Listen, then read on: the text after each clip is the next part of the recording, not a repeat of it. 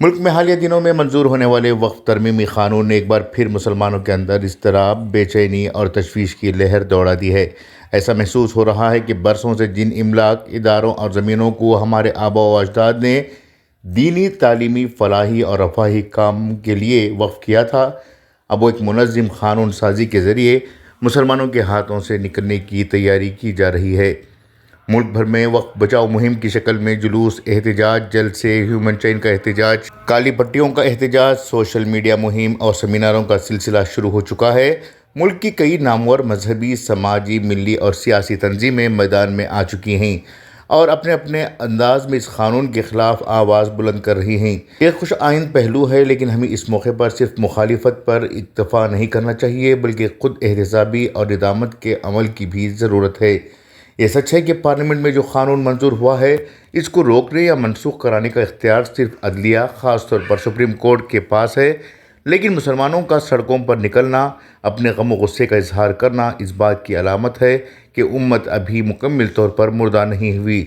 دلوں میں درد باقی ہے، شعور کی چنگاریاں سلگ رہی ہیں، مگر سوال یہ ہے کہ کیا ہم نے اپنے گھر کے اندر کی صفائی پہلے کی ہے؟ کیا ہم نے وقف کے حقیقی دشمنوں کو پہچانا ہے؟ وہ دشمن جو نہ ایوان میں بیٹھے ہیں اور نہ سرکاری عہدوں پر، بلکہ وہ جو ہماری ہی صفوں میں چھپے ہوئے ہیں، جو ہماری مسجدوں، مدرسوں، ٹرسٹوں، قبرستانوں، یتیم خانوں، درگاہوں، دینی اداروں اور لنگروں کے وارث بن بیٹھے ہیں۔ ہر ریاست میں ایسی مثال موجود ہے جہاں مسلمانوں کے خود ساختہ لیڈروں، ملی و سیاسی ذمہ داروں اور ادارہ جاتی مینیجروں نے وقف کی زمین پر ناجائز قبضے کیے، وقف کی جائیدادوں کو بے دریغ بیچا، کوڑیوں کے دام پر لیز پر دیا، اداروں کے بینک کھاتوں سے رقوم اپنی جیب میں بھری، یتیموں، بیواؤں اور مسکینوں کے لیے وقف کی گئی املاک کو ذاتی جائیداد میں بدل دیا۔ افسوس کہ ان جرائم کے باوجود امت مسلمہ کی جانب سے کوئی بڑی اور منظم تحریک ان افراد کے خلاف نہیں اٹھی، نہ کسی کا بائیکاٹ کیا گیا، نہ کسی کے خلاف احتجاج، نہ ہی کسی عدالت کا دروازہ کھٹکھٹایا گیا۔ ہم خاموش رہے، یہ سوچ کر کہ چلو اپنے ہی لوگ ہیں۔ یقیناً آج ہم جس حال میں ہیں یہ ہمارا اجتماعی گناہ ہے۔ اگر ملت وقت پر بیدار ہوتی، اگر وقف بورڈز، مسجد کمیٹیوں، مدرسہ ٹرسٹوں اور درگاہوں کے انتظامات میں شفافیت، احتساب اور عوامی نگرانی کو رائج کیا جاتا تو شاید آج یہ نوبت نہ آتی کہ ہمیں وقف کے تحفظ کے لیے سڑکوں پر آنا پڑتا۔ ہمیں اب سوچنے کی ضرورت ہے کہ کیا وقف محض زمین کا نام ہے یا ایک امانت ہے؟ کیا ہمارے اکابرین نے وقف کا نظام اس لیے قائم کیا تھا کہ ہم اس کو ذاتی فائدوں کے لیے استعمال کریں؟ کیا ہم نے کبھی اپنے محلے، شہر یا ریاست میں وقف بورڈ کی سالانہ رپورٹ دیکھی ہے؟ کیا ہم جانتے ہیں کہ ہمارے علاقے میں کتنی وقف زمینیں ہیں اور وہ کن مقاصد کے لیے استعمال ہو رہی ہیں؟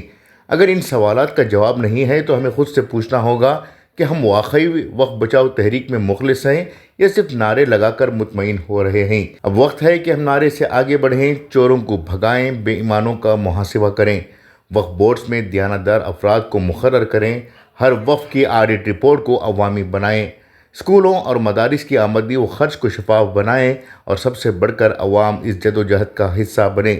یاد رکھیں، اگر ہم نے آج اپنے داخلی دشمنوں کو نہ پہچانا تو بیرونی دشمن صرف قانون بنا کر نہیں بلکہ ہماری بے حسی کا فائدہ اٹھا کر سب کچھ چھین لیں گے۔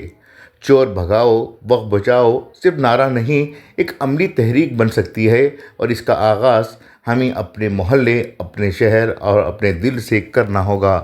خصوصی پیشکش انقلاب نیوز، بنگلورو۔